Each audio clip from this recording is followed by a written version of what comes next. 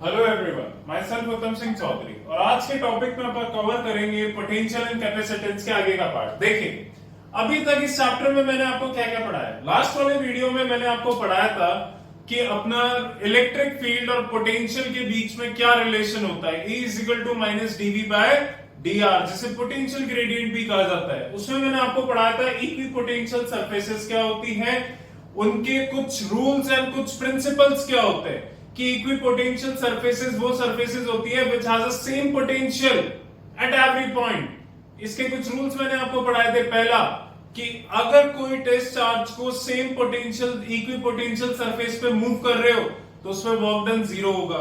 दूसरा, electric field हमेशा perpendicular होती है तुम्हारी इक्विपोटेंशियल सरफेस के। ये कुछ रूल्स मैंने आपको पढ़ाए थे। ये क्लोजर आ जाती है in the region of a strong potential और दूर चली जाती है in a region of weaker potential. दूसरा, मैंने चौथा आपको पढ़ाया था कि कभी एक दूसरे को इंटरसेक्ट नहीं करते। फिर मैंने आपको इनके डायग्राम्स भी बनवाए थे। आज अपन अगला टॉपिक पढ़ेंगे, that is electric potential energy,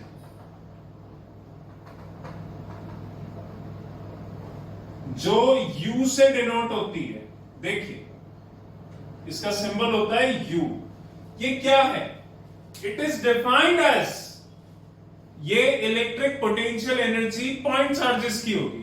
so the electric potential energy of point charges of a system is defined as amount of work done in bringing them in from infinity. यानी किसी भी point charge की potential energy क्या होगी कि उसको कितना work done करना पड़ा है इंफिनिटी से उस पॉइंट तक उसको लेकर आने में। सो देखिए, इसका एक डेरिवेशन है, इसके एग्जांपल्स देख लीजिएगा। नाउ एक पॉइंट चार्ज है Q1, वो ओरिजिन पे है, तो इसको इसके पास में r डिस्टेंस दूर में एक और चार्ज लेकर आया है Q2 A पॉइंट पे। कहां से? इंफिनिटी से। सो इसको तो लाने में कितना वर्क डन हुआ? जीरो, क्योंकि यहां पे पहले कोई चार्ज नहीं था, तो ये आसानी से आ जाएगा। जब मैं Q2 चार्ज को इंफिनिटी से यहां लेकर आऊंगा तो मुझे कुछ वर्क डन करना पड़ेगा। और दिमाग लगा लो एक चीज, वो वर्क डन क्या होगा? इसके रिपल्सिव फोर्स के अगेंस्ट ही करना पड़ेगा। मैं इस Q2 चार्ज को इंफिनिटी से यहां तक लेकर आ रहा हूं A पॉइंट तक, तो मुझे वर्क डन जो करना पड़ेगा वो इसके रिपल्सिव फोर्सेस के अगेंस्ट करना पड़ेगा। तो पहले तो इस पॉइंट की पोटेंशियल निकालो इस चार्ज की वजह से। V1 वो क्या हो जाएगी? 1/4 pi epsilon naught Q1 by R। अब मुझे Q2 चार्ज को लाने के लिए जो वर्क डन करना पड़ा वो कितना होगा? V1 इंटू Q, क्योंकि Q2 को मैं V1 के पोटेंशियल के अगेंस्ट लेकर आऊंगा। सो ये क्या हो जाएगा? 1/4 pi epsilon naught Q1 Q2 by R। ये हो गया वर्क डन। अभी मैंने आपको पढ़ाया कि potential energy is the total work done. So 0 plus 1/4 pi epsilon naught Q1 Q2 by R। So total potential energy हो गई 1/4 pi epsilon naught Q1 Q2 by R। यानी दो चार्जेस की वजह से जो पोटेंशियल एनर्जी होती है वो होती है 1/4 पाई एप्सिलॉन नॉट, उनका प्रोडक्ट अपॉन डिस्टेंस। सो इसी में एक और चीज देख लो। एक चार्ज है Q1, ये Q2 मैं इंफिनिटी से लेकर आया, Q3 भी मैं इंफिनिटी से लेकर आया। ये हो गया R12, R13, R23। इन दो चार्जेस को मैं इंफिनिटी से लेकर आया और ये पहले से यहां पे मौजूद था Q1। So potential energy in तीनों सिस्टम ऑफ चार्जेस की क्या होगी? 1/4 पाई एप्सिलॉन नॉट तो कॉमन ले लो। पहले ले लो Q1 Q2 बाय R12, फिर ले लो Q1 Q3 बाय R13, फिर ले लो Q2 Q3 R23। दिमाग लगा। इस चार्ज पहले से यहां पे मौजूद था, जब मैं Q2 को लेकर आऊंगा तो वो इसके रिपल्सिव फोर्स के अगेंस्ट लाना पड़ेगा। अब ये दोनों प्रेजेंट है, जब Q3 को लाऊंगा तो इसके भी और इसके रिपल्सिव फोर्सेस, दोनों के रिपल्सिव फोर्सेस के अगेंस्ट लाना पड़ेगा, तो सॉल्व होके आ जाएगी पोटेंशियल एनर्जी। बोलो क्लियर है क्या ये चीज? सो ये होती है इलेक्ट्रिक पोटेंशियल एनर्जी। ये इसका डेरिवेशन, डेफिनेशन इसकी अभी भी मैं वही है। The energy of a system of point charges may be defined as the amount of work done in assembling the charges at their location by bringing them in from infinity. Is that clear? और इसके अंदर कुछ बचता नहीं है, इसमें consideration वही जो मैंने आपको बताया वही मानेंगे। अगला टॉपिक आता है electric potential energy of a dipole placed in a electric field. पहले इसको कॉपी कर लो, स्क्रीनशॉट ले लो, मैं इरेज कर रहा हूं।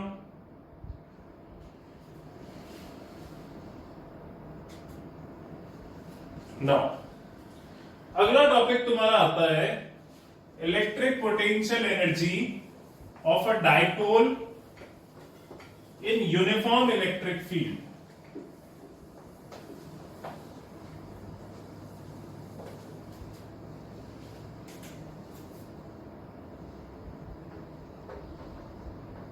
of a dipole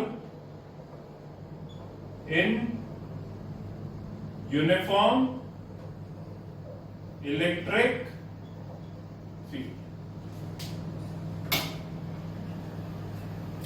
एक डायपोल कंसीडर कर लो, ये हो गई यूनिफॉर्म इलेक्ट्रिक फील्ड।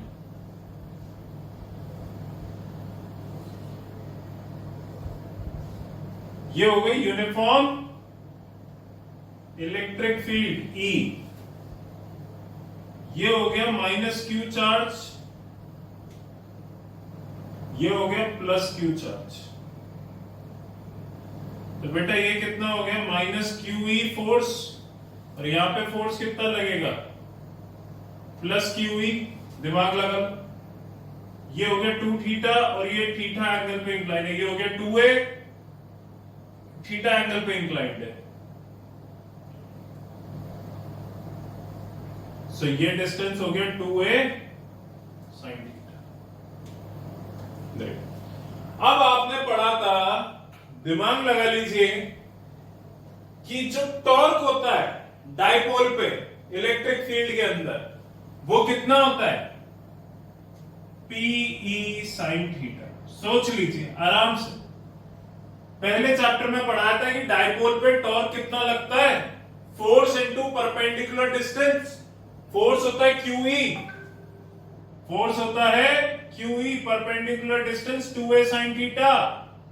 सो ये Q इंटू 2a P बन जाता है और ये E sin थीटा अलग रह जाता है। याद कर लीजिए, जिसको P क्रॉस E लिखते हैं, पढ़ाया था मैंने आपको लास्ट क्लास में।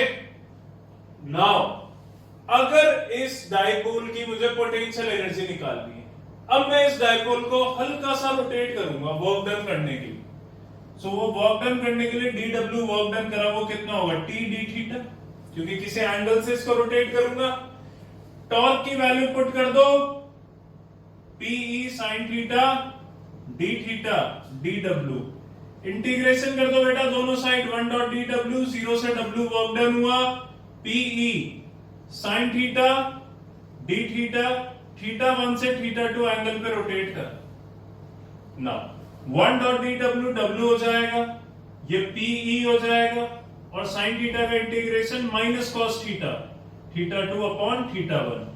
वर्क डन हो जाएगा माइनस Pe, और वैल्यू पुट करोगे cos theta 2 minus cos theta 1, minus common ले लो ब्रैकेट में से, तो ये आ जाएगा Pe cos theta 1 minus cos theta 2। यही होती है पोटेंशियल एनर्जी। वर्क डन को पोटेंशियल एनर्जी लिख लीजिए Pe cos theta 1 minus cos theta 2। बोलो क्लियर है? ये पोटेंशियल एनर्जी हो गई डायपोल की, जिसको तुमने थीटा 1 से थीटा 2 एंगल पे रोटेट करा है, इंक्लाइन करा है। अब यहां पे अज्यूम कर लेते हैं कि इनिशियली डायपोल कितने पे था 90 डिग्री। इनिशियली डायपोल यू था, फिर मैंने उसको किसी थीटा एंगल पे ले जाके रख दी। सो थीटा इनिशियली थीटा 1 90 और थीटा 2 फाइनली कितना हो गया थीटा। यानी ये मान लेते हैं कि डायपोल पहले परपेंडिकुलर था, फिर किसी थीटा एंगल पे ले जाके मैंने उसको इंक्लाइन कर दिया। ये वैल्यू यहां पुट कर दो। सो यू कितना हो जाएगा, PE cos 90 minus cos theta. बेटा cos 90 0, सो u कितना हो जाएगा, माइनस पीई cos थीटा, और u का फॉर्मूला हो जाएगा minus P dot E. Dot product हो गया, दिमाग लगा लो। ये तुम्हारा फाइनल फॉर्मूला है जो तुम्हारा काम आएगा। अब इसमें 3 केस आते हैं। पहला केस, अगर थीटा मान लो 0 डिग्री, थीटा क्या है 0 डिग्री, तो ये कितना हो जाएगा, u माइनस पीई cos 0, और cos 0 1 होता है, सो माइनस पी। सो ये कंडीशन होती है मिनिमम पोटेंशियल एनर्जी की। दूसरा तुम्हारा आता है theta is equal to 90 degree, u is equal to minus PE cos 90 होता है 0, u हो गया 0। तो ये 0 पोटेंशियल एनर्जी की कंडीशन होती है। तीसरी कंडीशन तुम्हारी आती है theta is equal to 180, u is equal to minus PE cos 180। cos 180 होता है -1, u हो गया प्लस पीई। बोलो क्लियर है क्या? ये 3 केसेस इसमें आते हैं। ये electric potential energy of a dipole in uniform electric field, ये पूरा डेरिवेशन हो गया, फाइनल फार्मूला ये आ गया, इसके 3 केसेस आ गए। बोलो क्लियर है क्या? सो डायपोल की पोटेंशियल एनर्जी निकालने का ये तरीका हो गया तुम्हारे पास। इसका स्क्रीनशॉट ले लो, कॉपी कर लो, इसको स्क्रीनशॉट ले लो एक बार।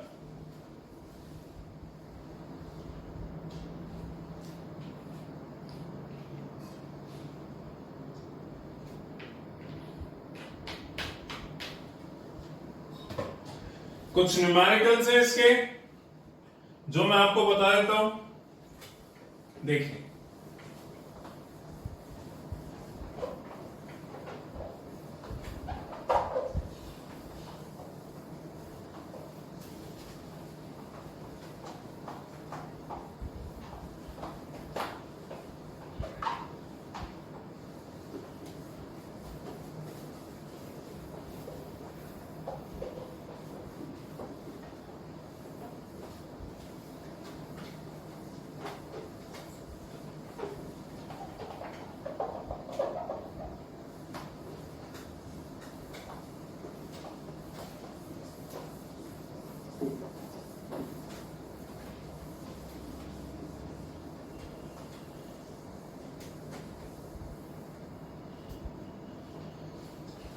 देखिए करने क्या क्या है, वैसे मैं आपको बता देता हूं।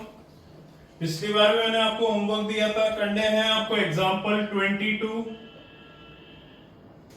23, 25, 26, 27,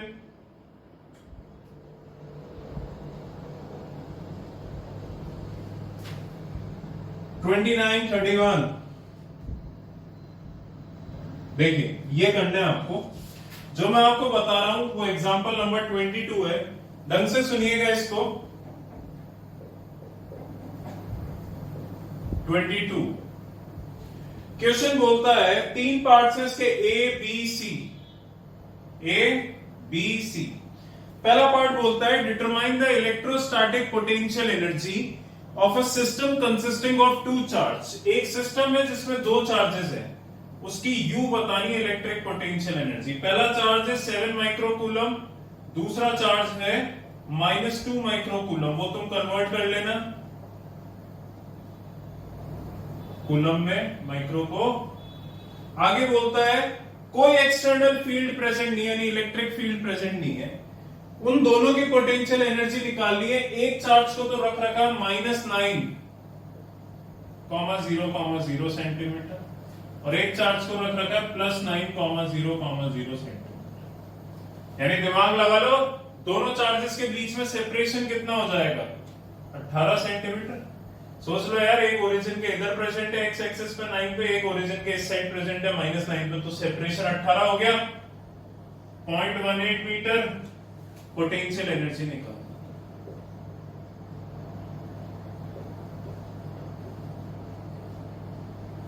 वैल्यूज पुट कर देना, ये रहा 9 इंटू 10 की पावर 9 Q1 Q2 और R की जगह। सो ये सॉल्व होके U आएगा तुम्हारा कितना, -0.7 जूल।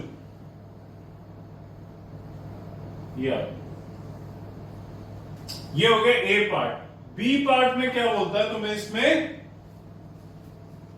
कि how much work is required to separate the two charges infinitely away from each other, यानी दोनों चार्जेस को इनफाइनाइट दूर ले जाना है मुझे, तो बताओ कितना वर्क डन करना पड़ेगा। So work done in separating them these charges, in charges को सेपरेट करने के लिए कितना वर्क डन करना पड़ेगा, दोनों की पोटेंशियल एनर्जी माइनस कर दो। अब पहले की पोटेंशियल एनर्जी कितनी हो जाएगी, 0, क्योंकि जब एक को हटा दोगे तो एक चार्ज की पोटेंशियल वो एनर्जी तो 0 हो जाएगी। अभी पहले डेरिवेशन में पढ़ाया था सिंगल चार्ज की, माइनस दोनों चार्जेस की कितनी आई थी, -0.7, सॉल्व होकर आंसर आ जाएगा 0.7 जूल। तो यानी दोनों को सेपरेट इनफाइनाइट तक करने के लिए तुम्हें 0.7 जूल का वर्क डन। ऑब्वियस सी बात है, जितनी पोटेंशियल एनर्जी दोनों के बीच में, जितनी पोटेंशियल एनर्जी का फॉर्मूला क्या पढ़ा है तुमने कि amount of work done in bringing them in on their position, यानी उनको अपनी पोजीशन पे लाने के लिए जो वर्क डन करना पड़ा वो तुम्हारी पोटेंशियल एनर्जी होती है इंफिनिटी से। अब उनको उस पोजीशन से इंफिनिटी पे ले जाना है तो कितना वर्क डन करना पड़ेगा, तो बेटा उसका अपोजिट ही तो वर्क डन करना पड़ेगा। सोच के देख लो। अरे भैया पोटेंशियल एनर्जी का फॉर्मूला पढ़ा है, it is defined as amount of work done in bringing the charges to their position from infinity, यानी इंफिनिटी से पोजीशन पे लाने के लिए जो वर्क डन करना पड़ता है वो पोटेंशियल एनर्जी होती है। अब मैं पूछ रहा हूं कि उस पोजीशन से उनको इंफिनिटी पे वापस ले जाना है, तो बताओ कितना वर्क डन करना पड़ेगा, खत्म, बोल दो उसका अपोजिट, सोच लो। अरे भैया जितना वर्क डन उनको लाने में हुआ उतना ही तो उनको वापस इंफिनिटी पे ले जाने पे होगा, अपोजिट साइन के साथ। तीसरे में तुमसे पूछता है, suppose the same system of charges is now placed in external electric field, यानी पहले पार्ट में कोई इलेक्ट्रिक फील्ड नहीं थी, अगले पार्ट में इलेक्ट्रिक फील्ड आ गई, और वो इलेक्ट्रिक फील्ड का फॉर्मूला तुम्हें दे रखा है A1/r², और A की वैल्यू दे रखी है 9 इंटू 10 की पावर 5। क्या दे रखी है, A की वैल्यू 9 इंटू 10 की power 5 coulomb per metre square, ठीक है। What would be the electrostatic configuration would be, यानी इलेक्ट्रोस्टैटिक कॉन्फ़िगरेशन अब क्या होगी, क्लियर है, ये तुमसे पूछ रहा है। तो बेटा अब एक चीज याद रख लेना, देखो टोटल इलेक्ट्रोस्टैटिक तुमसे पूछी है कौन एनर्जी, टोटल एनर्जी क्या होगी सी पार्ट। अब पहले एक्सटर्नल इलेक्ट्रिक फील्ड नहीं थी, क्या नहीं थी, एक्सटर्नल इलेक्ट्रिक फील्ड। अब आ गई एक्सटर्नल इलेक्ट्रिक फील्ड, उसकी वजह से क्या क्या एनर्जी होगी। तो देखो एक्सटर्नल इलेक्ट्रिक फील्ड पहले चार्ज पे भी एनर्जी प्रोड्यूस करेगी, दूसरे चार्ज से भी एनर्जी प्रोड्यूस करेगी। तो पहले चार्ज से होगी Q1V, दिमाग लगा लो, और दूसरे चार्ज से कितनी होगी Q2V, और इन दोनों की म्यूचुअल की वजह से तो है ही, अरे जो दोनों के म्यूचुअल है उसकी वजह से भी है ही, अपॉन R। बोलो एक चीज क्लियर है। अब बात करते हैं इस, ये V का मतलब इलेक्ट्रिक फील्ड हो गया, Q1E Q2E, ये इनकी एनर्जी हो गई। E की जगह पे ये वैल्यू, V की जगह पे ये पुट कर दो A/r², क्या पुट कर दो A/r1, R1 है r² है, एक सेकंड आपको, हाँ A/r² आपको दे रखा है, तो ये वैल्यूज पुट कर दो यहाँ पे V की जगह, सॉल्व कर लो, तुम्हारा आंसर आ जाए। बोलो क्लियर है। ये क्वेश्चन है और ये सारे एग्जांपल्स है जो तुम्हें करने हैं, इनको कंप्लीट कर लेना, कोई डाउट हो मेरे से फोन करके पूछ लेना। Is that clear? Thank you so much.